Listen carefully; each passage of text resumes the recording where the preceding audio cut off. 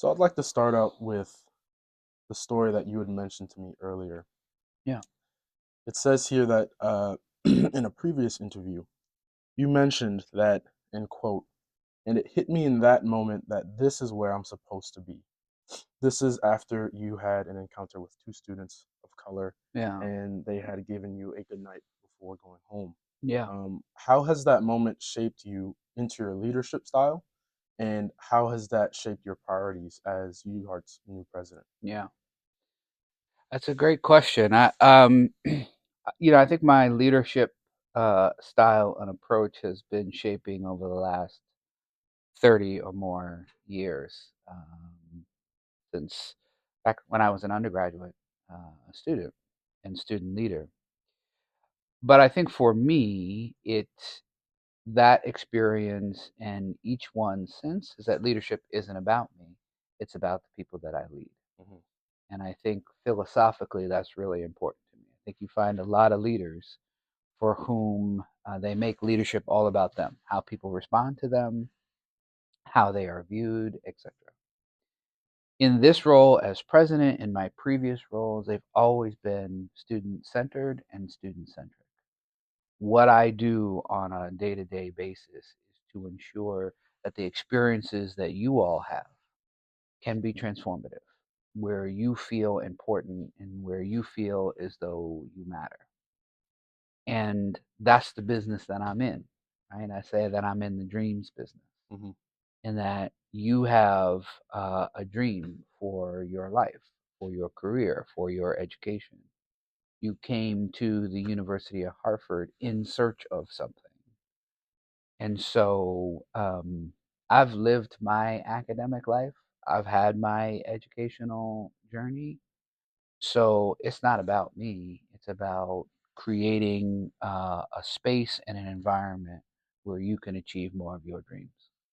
And so that's a very important and central part of my leadership approach is that leadership isn't about me. Hmm. Now, do you think that your younger self would be impressed by the work that you're doing alongside students? Um, I don't know if I've ever thought about it like that. Really? Really good question. Would my younger self be impressed that the with the work that I'm doing alongside students or for students? For students, yeah. I hope so. Mm. I would like to think so. And the only true measure that I have is my own children who are now college age. Hmm. Both of them spoke recently at my inauguration. And they said the kinds of things about their father that I hope that I would have said at their age about my now older self. Hmm. So I hope I would be impressed. Wow. Yeah. Yeah, that's perfect. To move on, while reading a previous interview that you've had with the university, you stated that your vision for this university is to be incredibly vibrant. Yeah. I just want to know what are some ways that you can share with us that you plan on contributing to see that vision come to life. Yeah. Well, one is to be active and visible and involved on campus and across campus, to show up in places and in ways that matter to a university community. A couple examples just from this past weekend. So Friday night, my wife and I hosted SGA leaders at our home. Right? We live a few minutes from here, and it was really casual meet and greet. Next day, I went to the women's soccer championship tournament game, which they won.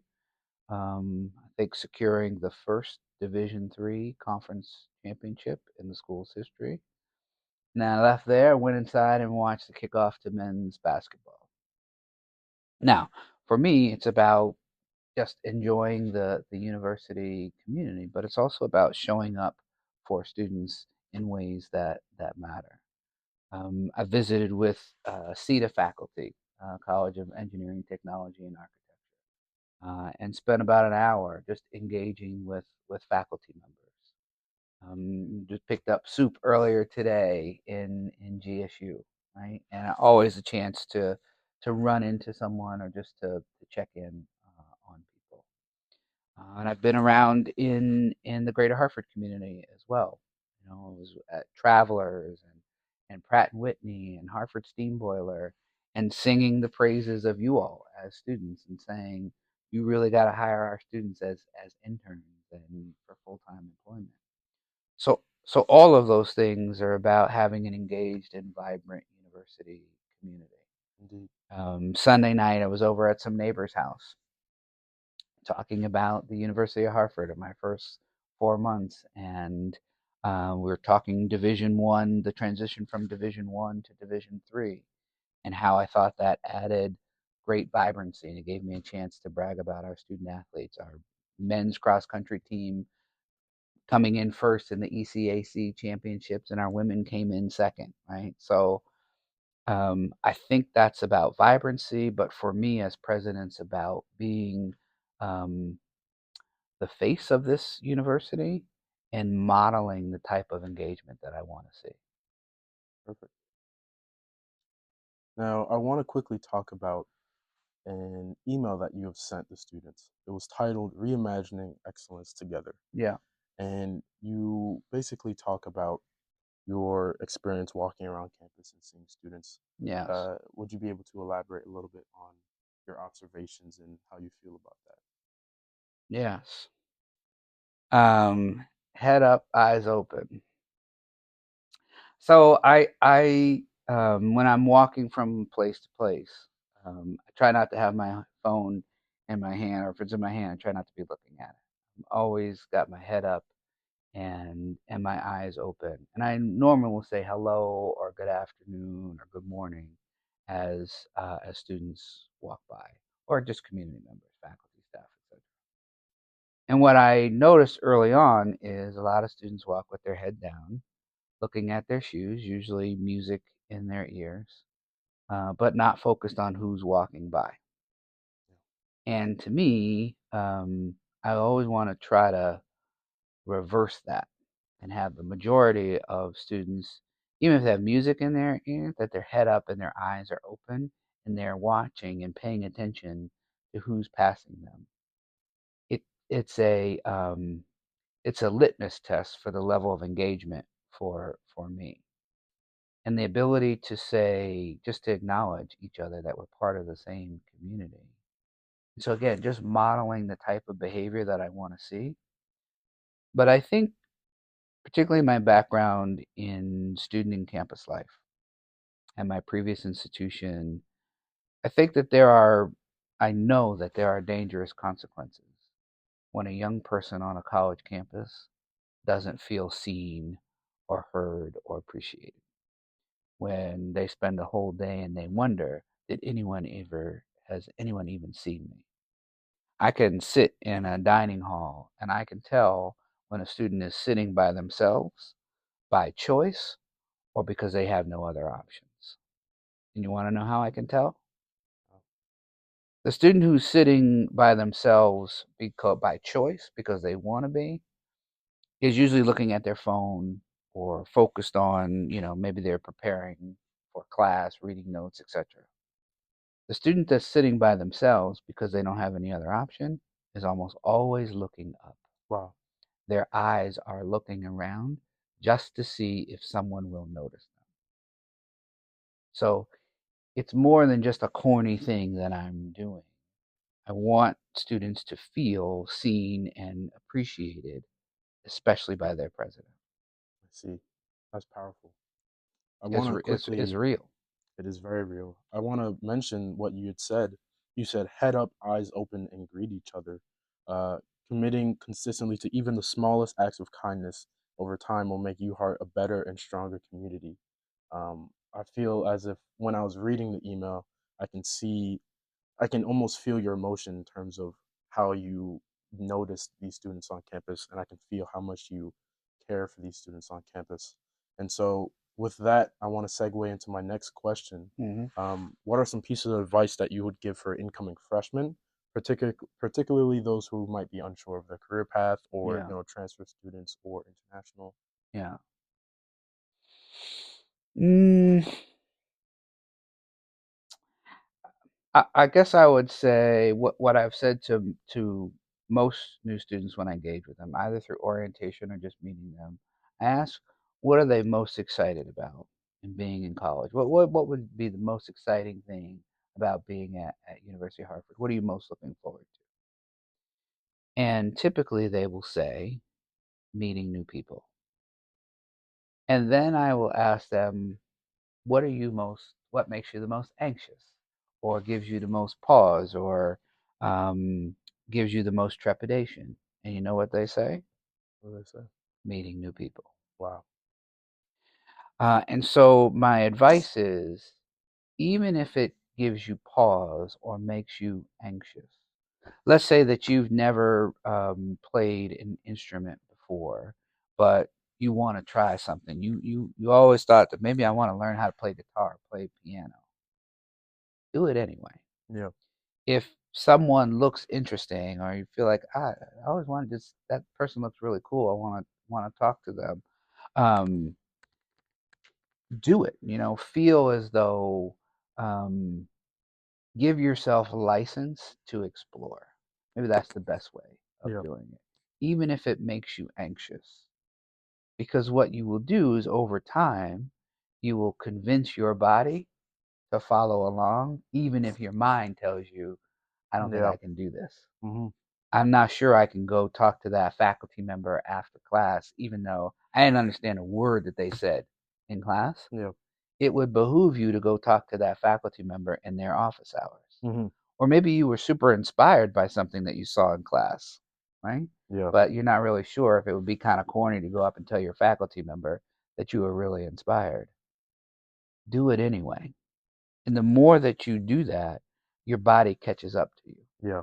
right? So I think giving yourself license and permission to do things that are not in your comfort level is the single best piece of advice I could give Yeah. to any college student. Yeah. As those students go through the 4 years or more that they have in their college experience, Yeah. how do you help them with their transition into adulthood, into the real world after college? Um, I think by one, meeting students where they are, not where I expect them to be. Um, by listening, by understanding that my job is to support their journey, not to dictate what their journey is, or to convince them that their journey is wrong or ill conceived. So that's really important. I usually try to metaphorically hold up a mirror for Yeah. my students so that they can see how talented they are. They can see how creative they are. They can see how innovative. They can see what a difference maker they are. Mhm. Sometimes when we use our own mirror, all we see is our shortcomings and our failures. So I try to let students use my mirror so that they can see what I see. Yeah. And sometimes you see yourself in a different light, and that's great preparation for what comes next. Essentially, it is convincing students that they already have all that they will need to be successful. They just have to believe in themselves. Indeed. And that test of faith, the ability to believe in yourself, come what may, is awesome preparation for everything that comes next, not the least of which is the first job. Perfect. Now, to cap up, if you're to give some words of inspiration to the University of Hartford students here on campus, Yeah. in just 5 or 6 words, what's something that you would say to them if that's the only amount of things you're allowed to Mm. Um, reminds me of I think it was Hemingway had this concept called a a 6 word story. say? Mm. How you tell a story in 6 words or less. So, I had one. I don't know if I'll be able to. I don't know if I'll be able to remember it exactly, but it was something um, uh, like always growing, um, and like won't stop. Mm, And I can't remember the next two words. But what I would say to students is, um, you are extraordinary. You're in the right place. Go forward, perfect. right? Like, know that you're talented. Know that you belong. Just go forward with it, right? Yeah, And I think at the end of the day, now I'm way over the 5 words, but the point is, what a beautiful opportunity you indeed, have at the University of Hartford. indeed. Seize it. Perfect. Dr. Ward, I want to thank you for your time. I thank you for answering these questions with the best of Yeah. your ability. Thank you for And visiting with me. hopefully in the future we can catch up once more. Anytime. Thank you very I look much. forward to it.